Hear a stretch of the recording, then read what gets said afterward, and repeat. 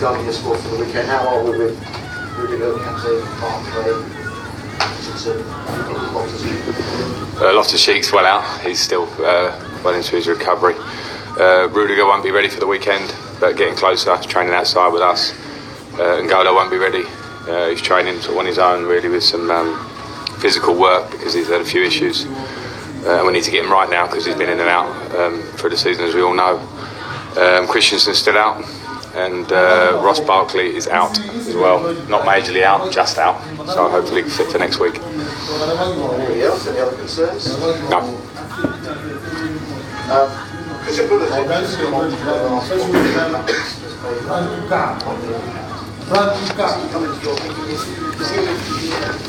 deserve a start? Well, I think the way he's played, he deserves a starting place regularly in the last few weeks. But so do others, and that's what I keep saying is the nice problem that I have.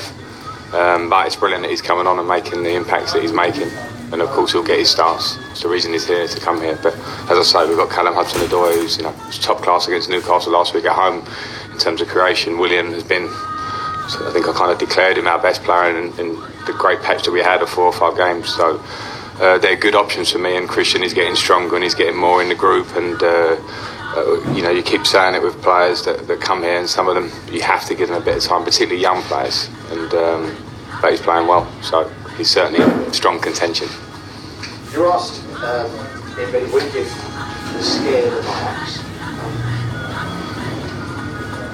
Halloween is just around the corner. He's going to Turf Moor. Scary. It's a really tough place to go. You thought about that question, didn't you?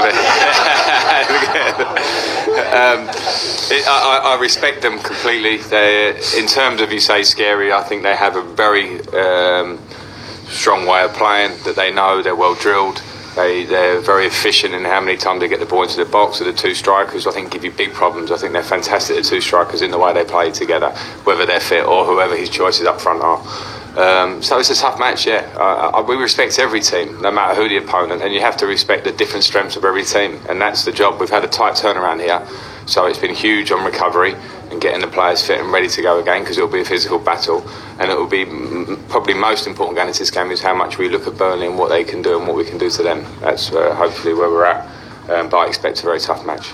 What have you made of Burnley so far this season?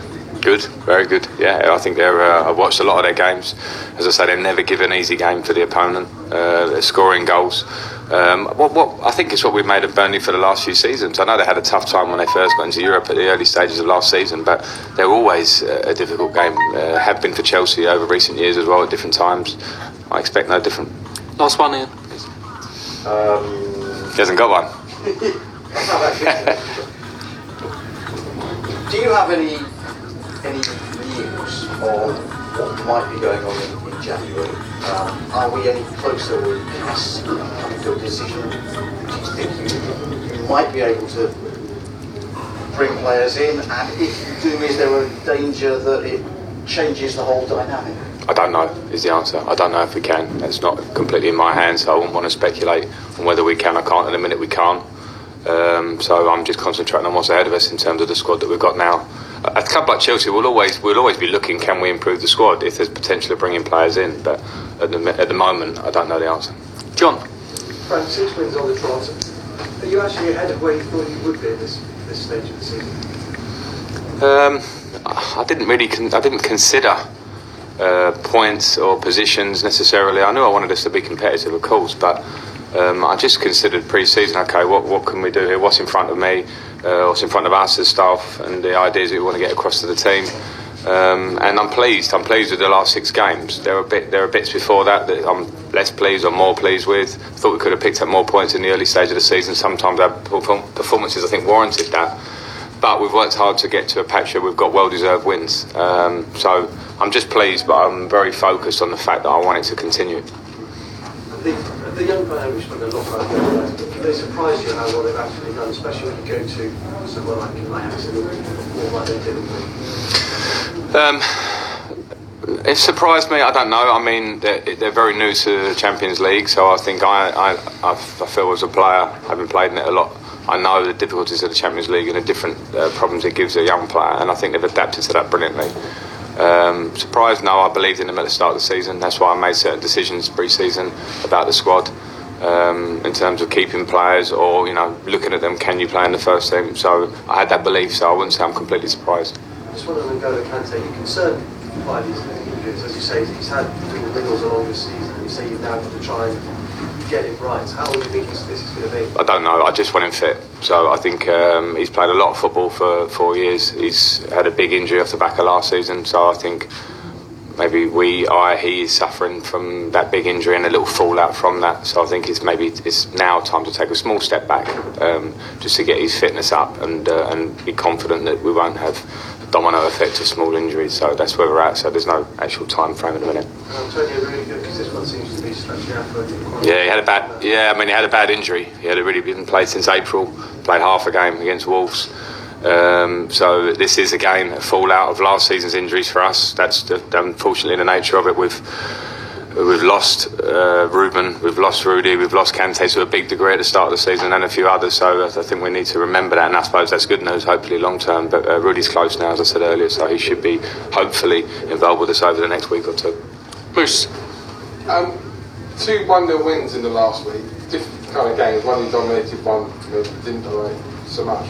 But how pleasing are they that you're able to win games by scoring a lot of goals you did at Southampton, or win games, tight games like you have in the last week? Yeah, that's been a great fact for us, Moose, in the last week. That Newcastle was a different challenge for us. We haven't had a team that have come to the bridge quite and really sat back and made it difficult, and fair play to them for that. They did it well, but we created a lot, we dominated, as you say, and the important thing then is to keep that clean sheet, which means just that one goal wins you the game. Ajax was a different animal, and the pleasure I got out of that was probably as much as I've had all season, because we went up against a top class opponent, who were technically really difficult to play against, and our work ethic off the ball was huge. It was huge, and that's what I want always to be our base. And yes, we kept a clean sheet. With our desire to defend, Aspilicueta making tackles in the 6-yard box, and the team as a group defending high up the pitch, stopping them getting up the pitch, and when we had to defend deep, we did it. So there's been loads of attributes, I think, in that week that we've shown, which are hopefully positive. Are you starting to reassess the aims and ambitions from the start of the season because you're doing so well for the team? No, I think that's a constant. I think whether we win, lose or draw, my thought always goes instantly to the next game, and I don't go too far ahead. It's nice, it's a good feeling at the moment, and I want to keep that and temper it with a little bit of edginess, where we know that if we drop the standards, we'll fall back again. So I haven't sort of tempered too much the big picture. I'm not getting overly excited by it. It actually just makes me want to work a bit harder to see that the work we've done has given us some nice results recently. So it just sort of refocuses the mind even more so, I suppose. And finally, I know you listen occasionally to talk sport. You may have heard Jason's comments this week that every other club, bar City and Liverpool, would like to be Chelsea. They've got an icon as a manager, and they've got loads of young players, talent coming through and winning games and looking good. What would you say to that? Do you think every other club wants to be Chelsea and every other manager wants to be you? Certainly not. Certainly not. And I appreciate it from Jason, and I appreciate nice headlines and nice talk about the team, but I have to stay very closed to that myself, because the moment you take in those sort of statements and headlines at the moment, I think everybody won't want to be you because you drop your standards. So we're just doing what we're doing here. Everybody's working hard. I'm working hard. The staff work hard. We always want constant improvement, so we won't sit and compare ourselves to everyone else, although I thank him for the sentiment, I suppose. Okay, last two, Nazar and then Lindsay. Frank, I just wanted to ask you, the sort of status of the players have changed this season, the youngsters have come through, Abraham and Tomori. I was wondering if, you tied up Mason Mount, I wonder if you tied down his contract as well, and just try to keep that going. Yeah, of course I do, but that goes slightly out of my remit when they're dealing with the club. The club know that I love the players. I've brought them into the team this season and they're doing particularly well, but I leave those conversations to the club to discuss contracts. Of course, I would want them to be here for a long time. Would your word be that they deserve it just from the performance on the pitch? That's a conversation for me and the club, I suppose, but I think I made it quite clear the first answer that they're playing really well and I want them to stay. Okay, last question, Lindsay. In your opinion, Frank, is Sean Dyche the shining beacon in terms of Premier League managers, showing that longevity can do well? Yeah, in a case, I don't think maybe he's the only example of that. I think there have been others, but we know we live in a short-term world slightly.